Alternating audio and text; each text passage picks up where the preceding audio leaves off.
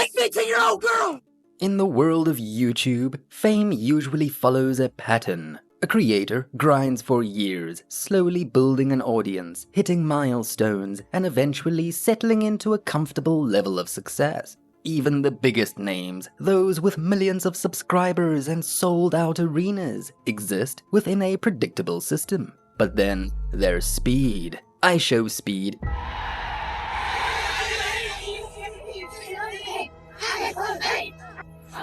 isn't just a streamer, he's a phenomenon. He doesn't just go viral, he breaks the internet. He doesn't just trend, he shuts down entire cities. A YouTube star with 33 million followers has caused absolute chaos on the Gold Coast. Police had to stop traffic and block off streets, and the schoolies flocked to catch a glimpse of iShowSpeed's.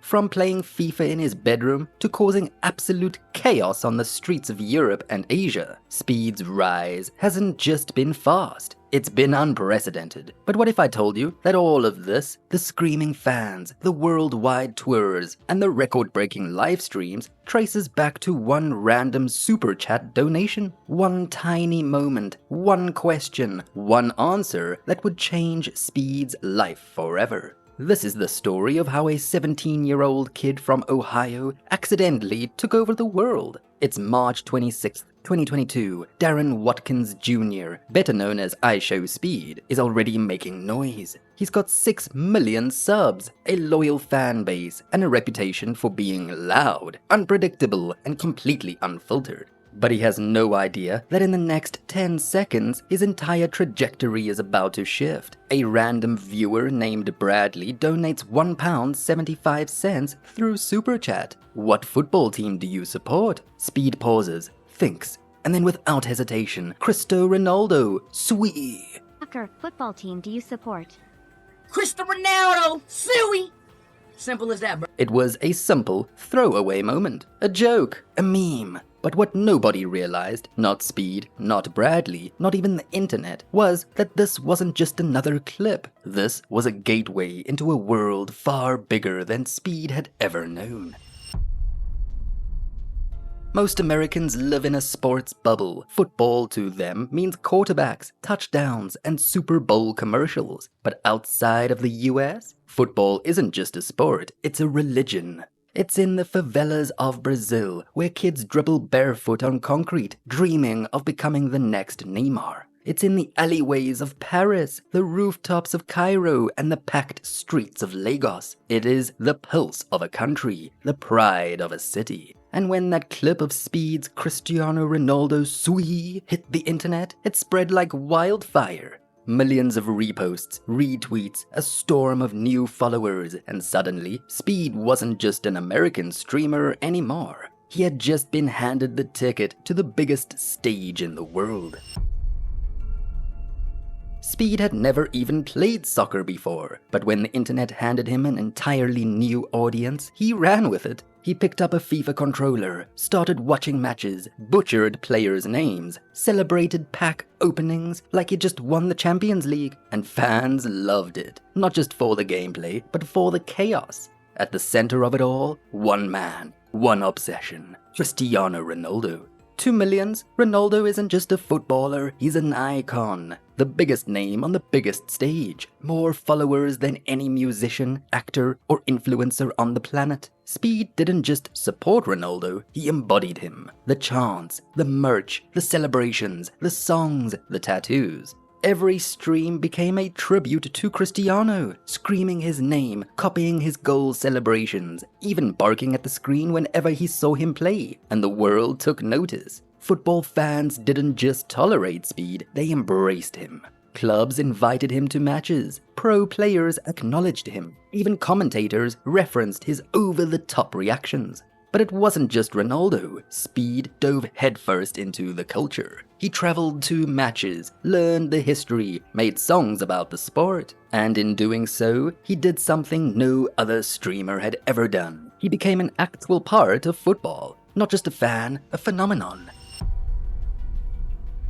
The pursuit took Speed across the world, from London to Qatar, from the FA Cup to the World Cup. He screamed from the stands, desperate for his idol to notice him, and every failure, just more fuel for the fire. Fans weren't just watching, they were invested. They needed this to happen. It got so big that even Ronaldo's own teammates took notice. Yo, does Ronaldo know me? The answer? Not yet, but soon everything would change. Speed's journey wasn't just about football anymore. It was about breaking barriers between the internet and the real world. Most YouTubers thrive in the comfort of their rooms, reacting to clips, playing games, and engaging with fans through a screen. But Speed, he left the screen behind. He was out there, in packed stadiums, in chaotic meetups, in real life. His raw, unfiltered energy wasn't just for show, it was infectious. Every time he failed to meet Ronaldo, his hunger grew. Every missed opportunity became a meme, fueling even more hype.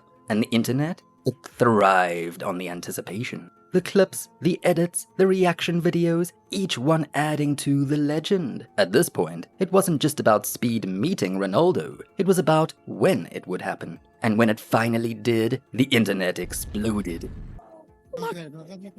Relax, okay. I'm trying. Oh my god. Oh my god. Oh my god. Oh my god. Oh my god, I'm sorry. Oh my god, Ronaldo. Oh my god, take a picture. Hey, take a picture. Take a picture, please, please. Oh my god, I love you, bro. Bro, yes, bro. Hey, I love you, bro. Now I'm a big fan, bro. At first, it felt like a traveling circus. Wherever Speed went, people gathered. But then, Norway happened. Within 9 minutes, a casual fan meetup turned into absolute chaos.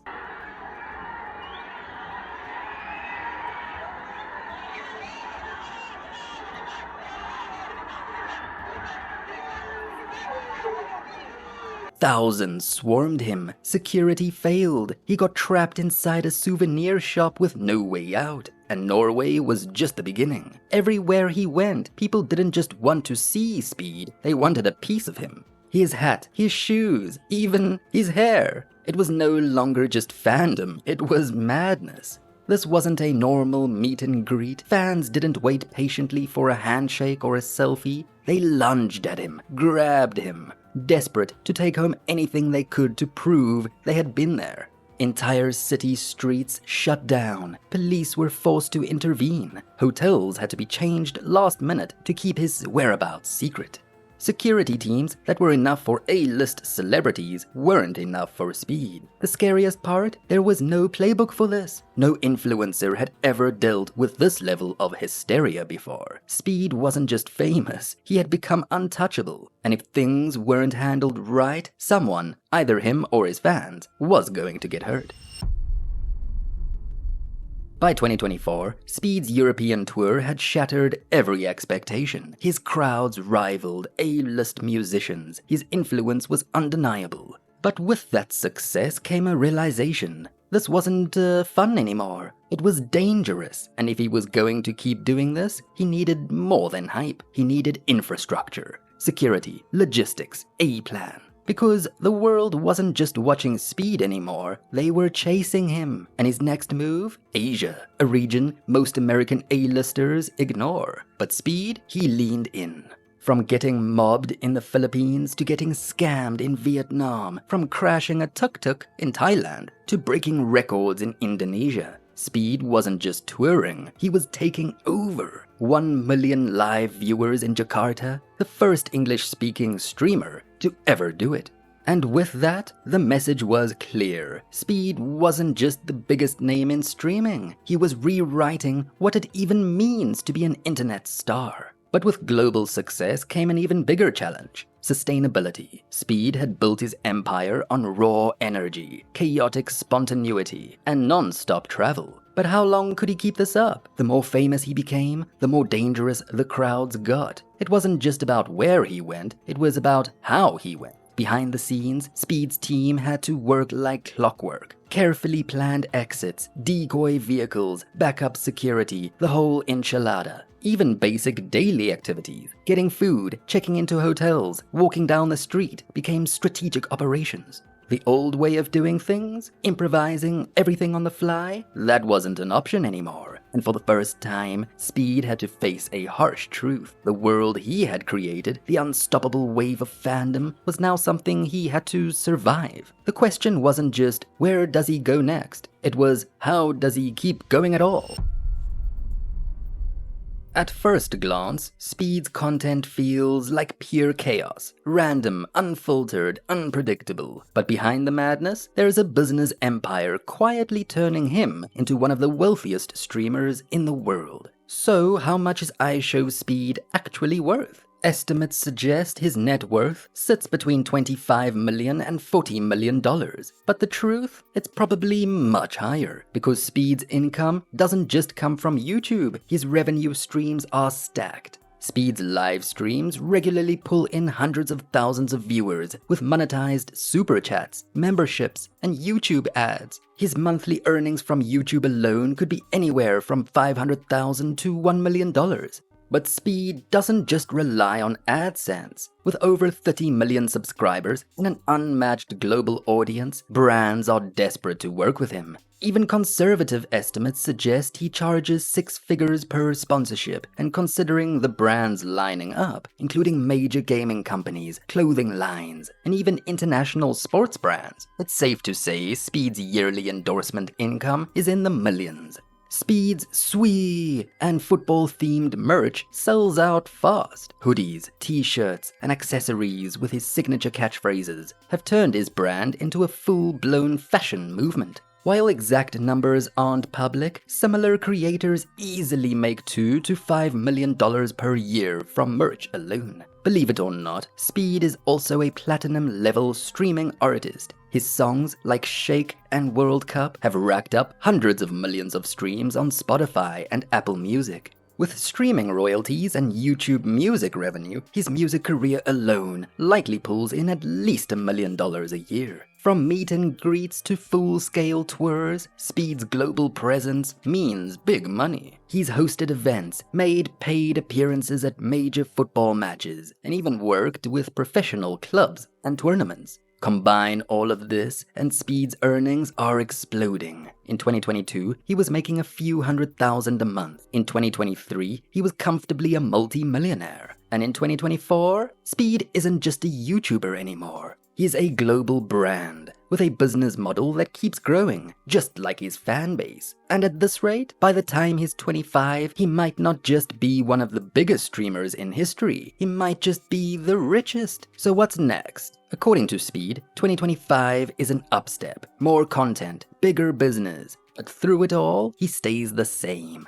I just want to make people happy, man. And that's the thing about Speed, guys. He's loud, chaotic, unpredictable, but at the core of it, he's just real.